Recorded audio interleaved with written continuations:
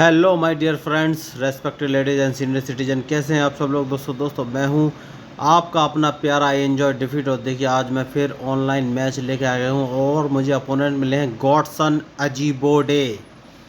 तो दोस्तों देखते हैं इस मैच में क्या होगा। तो सबसे पहले मैं अपना मूव चल देता हूं। जैसे कि आपको ग्रीन कलर का जो टिक दिखाई दे रहा है, मैं अपना जो पॉन है मेरा E2 पर, उसको उठाकर E3 पर रख देता हूं दोस्तों।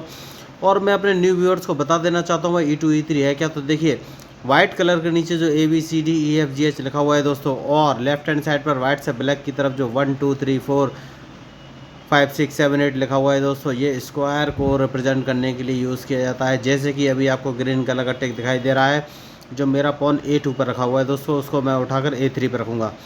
तो पहले हम उनके मूव का भी एनालिसिस कर लेते हैं। उन्होंने E7 वाले पॉन को E5 पर चलाया है, तो मैं ज़रा प्रेडिक्शन करूंगा उनके मूव की पॉसिबिलिटी क्या है। तो मुझे लग रहा है वो क्वीन F6 पर रख सकते हैं, लेकिन देखिए वो ह्यूमन है, डिपेंड करेगा कि वो कौन सा मूव चलेंगे। ये मेरा सिर्फ प्रेडिक्शन था।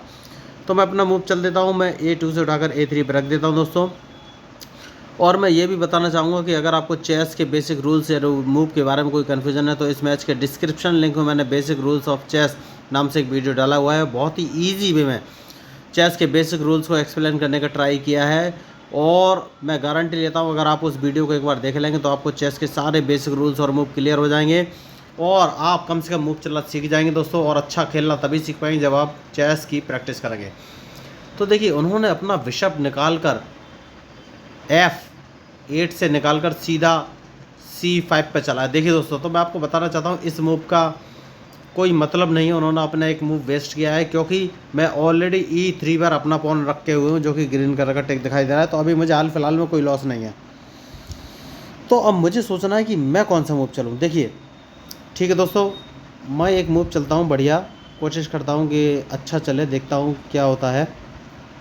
तो मैं अपने क्वीन यानी कि वजीर को E2 पर रख लेता हूँ दोस्तों। इसके पीछे का एक थिंकिंग है, वो ये है कि मैं D2 वाले पॉन को 2 मूव चलाकर सीधा इसको D4 पर रख दूंगा दोस्तों। और जैसे ही वो अपने पॉन से मेरे पॉन को मारेंगे, मैं उनको चेक कर दूंगा।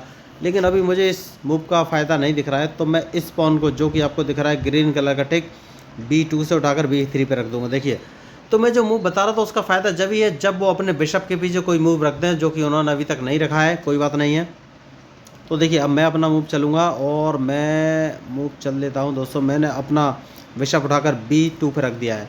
इसके पीछे की प्लानिंग मैं आपको बता देता हूँ दोस्तों। देखिए अब मुझे देखना है कि वो कौन सा मूव चलेंगे, उसके बाद ही आगे कोई मूव फाइनल होगा। तो इन्होंने अपना मूव चल दिया है दोस्तों। और अब देखिए दोस्तों, तो मैं जो आपको बोल रहा था कि भाई ये जो D2 पर जो पॉन है, इसको मैं 2 कदम जो चलने का बोल रहा था, 2 मूव चलने का बोल रहा था, तो उसको मैं अब चलूँगा। तो ये होती है टाइमिंग दोस्तों। आप अब भाई मैंने स्टार्टिंग में क्यों नहीं चला। अगर मैं स्टार्टिंग में इसको रखता तो ये अपने E5 वाले पॉन से मुझे मार देते, और जैसे ही मैं अपने E3 वाले पॉन से इनका D4 पे जो पॉन आया था उसको मारता, उनको चेक लगती, तो उस समय भी मूव तो ये चला जा सकता था। लेकिन जैसे ही चेक लगती, वो अपने बिशप को अपने किंग के सामने लगा देते, तो मैं बिशप नहीं मार पाता। तो अब मुझे देखना ये कौन सा मूव चलेंगे। देखिए तो ये होती है टाइमिंग। मूव वही है, सिर्फ मैंने टाइमिंग अब चूज़ किया उस मूव को चलने का। देखिए इन्होंने अपना बिशप गवा दिया है, जैसे कि मैं आपको बोल रहा था चेक लग जाएगी। तो अगर मैं ये मूव पहले चल देता दोस्तों, तो वो क्या करते, अपने बिशप को उठाकर अपने किंग के सामने लगा देते, तो मैं उनका बिशप नहीं मार पाता। तो ये होती है मूव की टाइमिंग। आपको टाइमिंग देखनी पड़ेगी, मूव बनाने पड़ेंगे। मैंने मूव बनाया, लेकिन मैंने उस मूव को चला कब, जब मुझे श्योरिटी हो गई कि मैं इनके बिशप को मार दूंगा, जो कि आपको दिख रहा है। ये देखिए, तो मैंने जब बिशप को मार दिया उसके बाद ही मैंने मूव चला। अब देखिए इन्होंने एक और गलती की, इन्होंने कैंसलिंग की है। तो कोई बात नहीं दोस्तों, सबसे पहले मैं इनके इस बिशप को भी, इस पॉन को भी मार दूंगा। ओके, अब देखिए दोस्तों, ये जो है मेरा, ये जो है सीधी बात यही है कि मेरा वजीर मारना चाहते हैं, वजीर यानी कि क्वीन मारना चाहते हैं। कोई बात नहीं दोस्तों, मैं इनके लिए तैयार हूँ। मैं एक काम करता हूँ, अपने क्वीन को यहाँ पर रख लेता हूँ, जानबूझ के मैंने यहाँ पर रखा है। मुझे देखता है ये कौन सा मूव चलेंगे, क्योंकि इनके मूव के बाद ही मैं कोई अपना मूव चलूँगा दोस्तों। देखिए तो अब मुझे देखना है ये कौन सा मूव चलेंगे। तो मैच तो इंटरेस्टिंग है ही, अब डिपेंड करता है इनके मूव पर कि ये कौन सा मूव चलेंगे, उसके बाद ही मैं कोई आगे का मूव चलूँगा। देखिए तो मैंने जानबूझ के, देखिए आपको अपोनेंट के मूव पर यही तो एनालिसिस करना है उन्होंने अपना नाइट सामने से नहीं हटाए, नाइट सामने से नहीं हटाए मतलब मुझे लॉस कर सकते थे वो, तो इसलिए मैंने क्वीन को सामने से हटा दिया है। तो अब मुझे देखना है अब वो कौन सा मूव चलेंगे। देखिए तो मैच तो इंटरेस्टिंग है ही। मैं एक काम करता हूँ दोस्तों, मैंने अपना मूव चल दिया है, मैंने अपने नाइट को बाहर निकाल लिया है, अब मुझे उनके मूव का इंतजार है। वेरी गुड, उन्होंने बढ़िया मूव चला है, कोई बात नहीं दोस्तों। मैं एक काम करता हूँ और इसको थोड़ा सा पीछे ले लेता हूँ दोस्तों, जानबूझ के मैंने पीछे लिया, मुझे देखना है वो कौन सा मूव चलेंगे। तो दोस्तों देखिए जो मैच में गलती करेगा वही हारेगा, चाहे कोई भी हो। अब मुझे सिर्फ इनके मूव का इंतजार है, उसके बाद ही मैं कुछ आगे का मूव चलूँगा।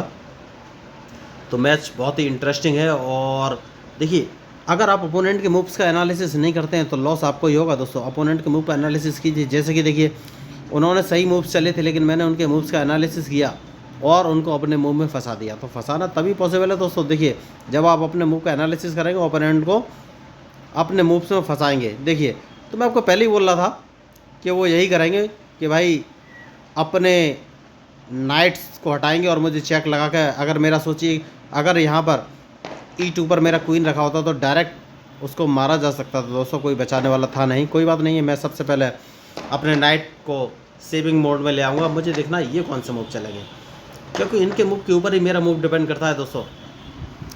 तो मैच तो इंटरेस्टिंग है ही, अब मुझे इनके मूव का इंतज़ार है, उसके बाद मैं आगे का कोई फाइनल मूव चलूँगा। तो बढ़िया मैच इस समय चल रहा है, मुझे देखना है ये कौन सा मूव चलेंगे। वेरी गुड, इन्होंने मार दिया है।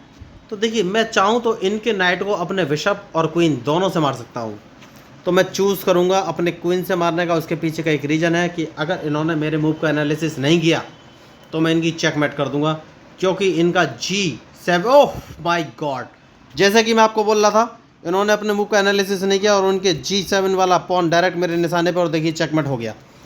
तो देखिए ये होते हैं स्ट्रेटेजिक मूव। मैंने स्ट्रेटेजिक मूव बनाया था स्टार्टिंग से ही, पहले उनका बिशप मारा और G7 राइट साइड में डायरेक्ट रेंज में ले लिया वो वाला पॉन, और इनको मेरे क्वीन का यानी कि वजीर का मूव देखना चाहिए था, इन्होंने नहीं देखा। तो मैं वही आपको बता रहा हूँ दोस्तों, देखिए अगर आप मूव का एनालिसिस नहीं करेंगे तो लॉस आपको ही होगा। अगर उन्होंने मेरे मूव का एनालिसिस कर लिया तो देखा होता कि वजीर क्या मार रहा है, तो उनकी चेकमेट नहीं होती दोस्तों। तो आई एन्जॉय डिफीट ना, आज फिर अपोनेंट की डिफीट को एंजॉय किया है दोस्तों। और मैं आपको एक बात और बता देना चाहता हूँ कि भाई कुछ व्यूअर सोच सकते हैं कि भाई मेरे हारने का रेशियो इतना कम क्यों है, तो मेरा रीज़न एक ही है, आप भी कभी नहीं हारेंगे अगर आप अपोनेंट के मूव का प्रॉपर एनालिसिस कर लेते हैं और सही मूव चलते हैं तो। और ये कब पॉसिबल होगा, जब आप ब्रेन स्टॉर्मिंग करेंगे। और ब्रेन स्टॉर्मिंग कब पॉसिबल होगी, जब आप चेस मैच खेलेंगे, क्योंकि अंडर प्रेशर सिचुएशन में जब आपका माइंड क्विकली और सही डिसीजन देगा तो वो अंडर प्रेशर सिचुएशन में 100% एफिशिएंसी के साथ काम करने का आदी हो जाएगा। और जब इन फ्यूचर चाहे रियल लाइफ या गेम में ऐसी कोई सिचुएशन आएगी तो आपका माइंड 100% एफिशिएंसी के साथ काम करेगा और आप उस सिचुएशन को सक्सेसफुली फेस कर जाएंगे और बाहर निकल जाएंगे। तो आप देखिए जैसे चेस में स्ट्रेटेजिक मूव बनाते हैं, लाइफ में भी स्ट्रेटेजिक मूव बना सकते हैं, छोटे छोटे गोल को हासिल कर सकते हैं, लाइफ में आगे बढ़ सकते हैं। तो मेरा एक ही मानना है दोस्तों, चेस खेलिए और खिलाइए, अपने ब्रेन को स्ट्रॉन्ग कीजिए। और हाँ, अगर आपसे कोई बोलता है कि भाई इतना फीस दीजिए, चेस क्लासेस ज्वाइन कर लीजिए, तो मैं आपको बोलता हूँ बिल्कुल एक पैसा खर्च करने की ज़रूरत नहीं है। सिंपली मेरा यूट्यूब चैनल ज्वाइन कर लीजिए, इसको सब्सक्राइब कर लीजिए और मेरे साथ जुड़ जाइए और आ जाइए, हम और आप मिलकर खेलेंगे, चेस करेंगे हम और आप, एक दूसरे को ब्रेन को डेवलप, न्यू मूव सीखेंगे।